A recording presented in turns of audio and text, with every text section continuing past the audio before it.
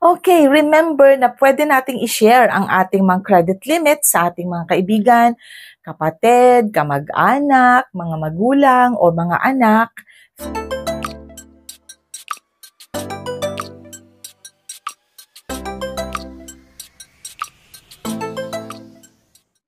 So hi everyone, Crisel Morales here. Welcome back sa ating YouTube channel.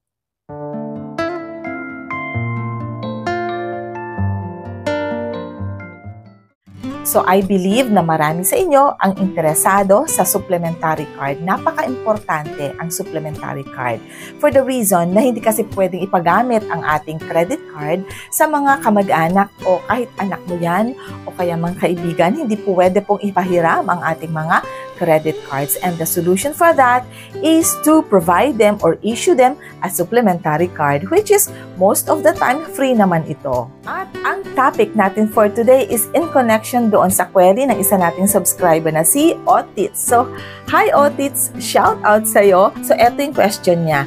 Can you enumerate name of banks na nagbibigay ng supplementary cards?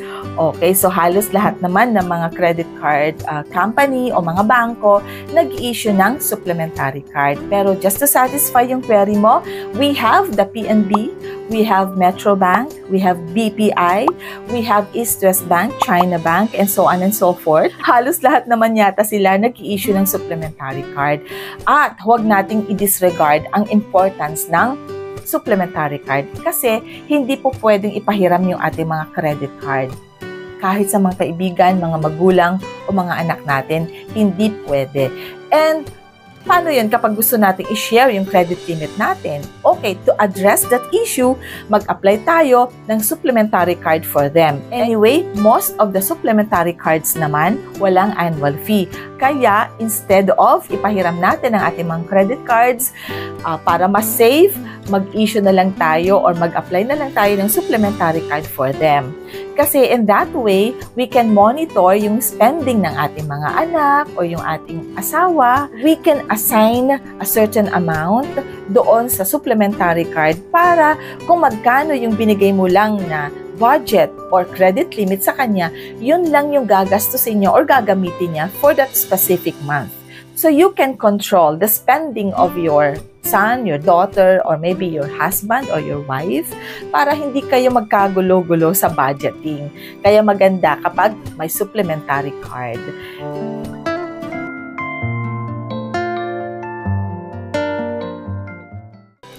Hindi lang yata isa, dalawa o tatlo yung nabasa ko na query na nagtatanong tungkol sa doon sa kung pwede bang ipahiram ang credit card. For me, it's a no, no, no.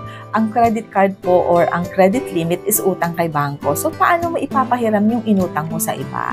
Diba, kung ikaw yung umutang, ikaw yung responsible na gumamit doon at i-control kung paano mo siya gamitin or gastusin. So, the best idea to address yung issue na paano naman kapag gusto kong ipagamit sa anak ko.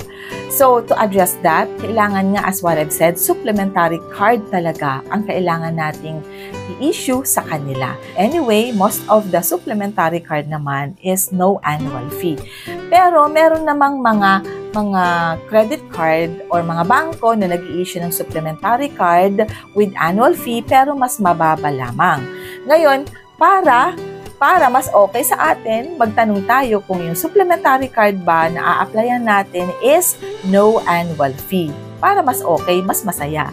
Kasi kapag may annual fee pa yan, additional dagdag pa yan sa babayaran mo. So make sure na yung supplementary card na a-applyan mo is zero annual fee. At uulitin ko lang ha,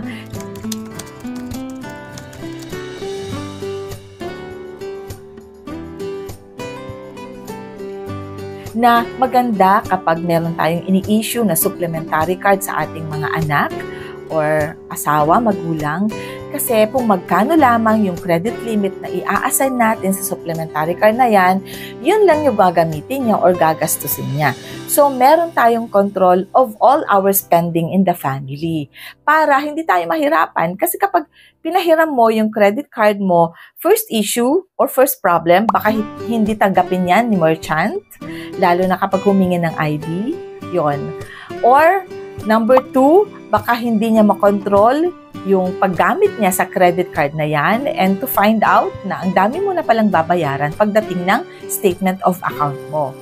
Kaya, mas maganda na supplementary card.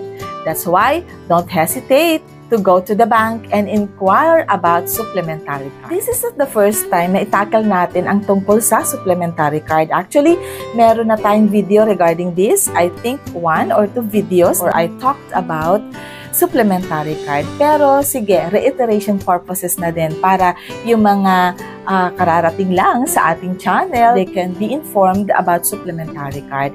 If your question is, gaano kahirap mag-apply ng supplementary card? Hindi naman mahirap.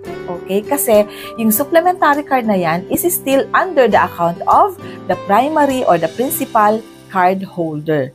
So, doon sa requirement, doon sa supplementary card is very easy. Siguro itatanong lang yung ID niya, and then he or she will be filling out the application form for the supplementary card. Pero hindi na niya kailangan mag-submit ng payslip, just like the principal card holder when he or she was applying. So, madali lang pong mag-apply ng supplementary card. Kaya don't hesitate to go to the bank and inquire and eventually mag-apply for a supplementary card. So, there you go. Natapos na po tayo. Sana makapag-subscribe yung mga hindi pa po nag-subscribe sa ating YouTube channel. And always tap the notification bell down there so that you'll always be notified kapag meron tayong mga videos. Maraming salamat, and uulit-ulitin ko po, kahit ano pa yan, kahit anong pagsubok meron ka sa buhay mo, always remember that life is beautiful because God is so good. Bye everybody!